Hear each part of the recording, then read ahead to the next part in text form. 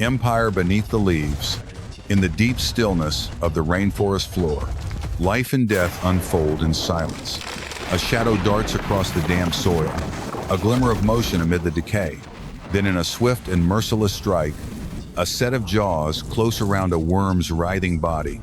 The bite is clean, surgical. The worm spasms once then falls still to the predator.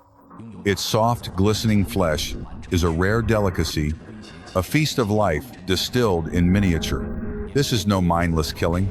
This is instinct, refined by millions of years of evolution, a ritual of survival and supremacy. The hunter is a soldier of the marching ant legions, one of nature's oldest and most formidable armies.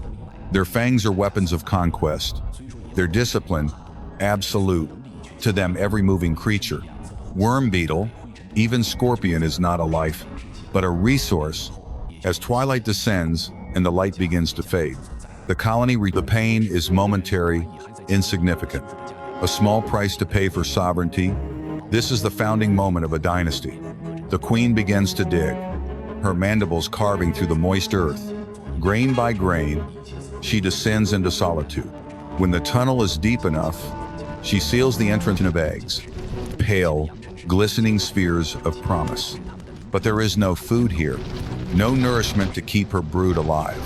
She devours herself, consuming the muscles of her wings, breaking down her own brain tissue to sustain life. In her jaws, she carries a small and future. This fungus will feed her offspring, and they in turn will feed it, forming one of nature's most perfect symbioses. Days pass, then weeks. The first larvae hatch, and with them, a new civilization begins. The first workers, they are tiny, soft, pale, and trembling, but their instincts are flawless.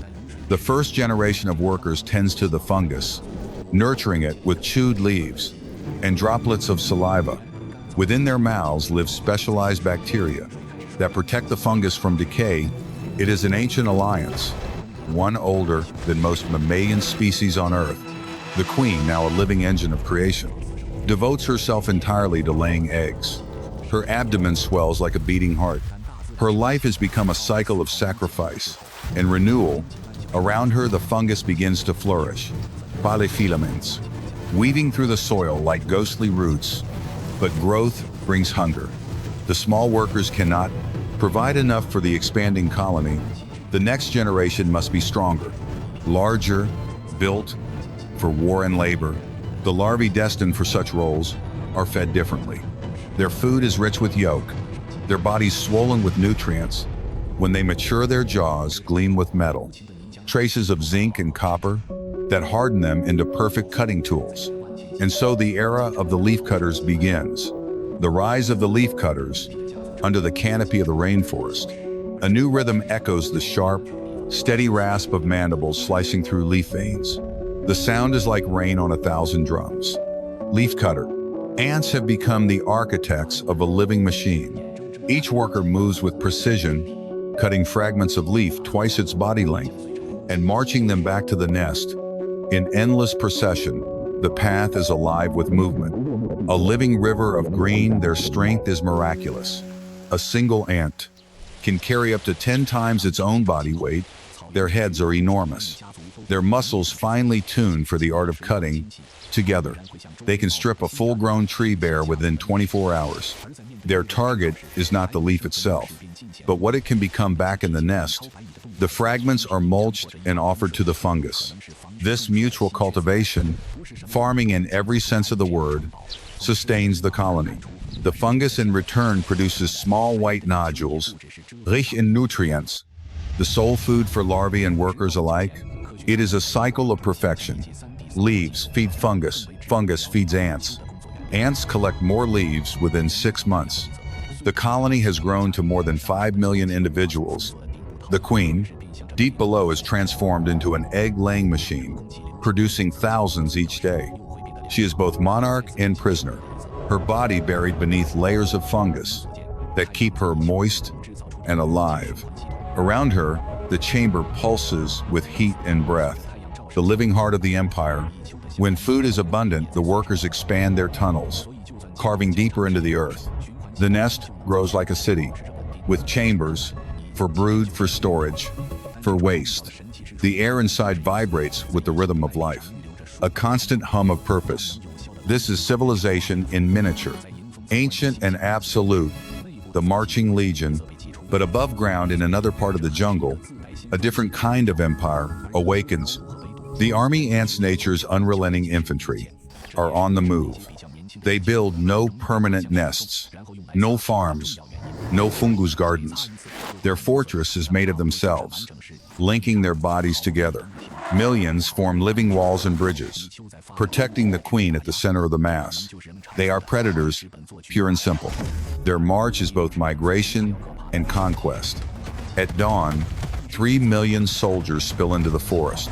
Like a tide of darkness, every and dies.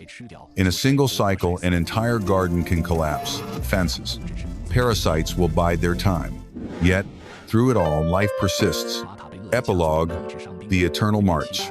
In this vast and intricate web of life, every creature plays its part. Predator and prey, farmer and hunter, victim and victor, the ant colonies. Though small, embody the great truths of existence: cooperation, sacrifice, resilience. The leafcutters will continue to cultivate their gardens, feeding the very fungus that sustains their empire. The army ants will continue to march, conquering everything in their path, and the rainforest, eternal, inscrutable, will bear witness to both their triumphs and their falls beneath the canopy. Under layers of soil and leaf litter, the heartbeat of life continues. Each bite, each movement, each battle is part of something greater. A story written not by kings or gods, but by the relentless persistence of nature itself. Here in the green infinity of the jungle, the empires of ants rise and fall, like kingdoms of dust. And still the march goes on. Every battle, every sacrifice, every birth, it all serves the same ancient purpose: survival. The leafcutters will continue their silent labor, carving paths through green kingdoms. The army ants will march again, their legions driven by hunger and instinct, and the forest vast, passion éternelle, will watch as it always has. In this cycle of life and death, there are no heroes, no villains. Only nature, perfect in its balance, merciless in its beauty. Join us again as we uncover more stories of survival, power, and wonder in the wildest corners of our planet. Don't forget to like this video and subscribe to our channel for more breathtaking journeys through nature's unseen empires, because here, in every leaf, every drop of rain, every heartbeat, the story of life never truly ends.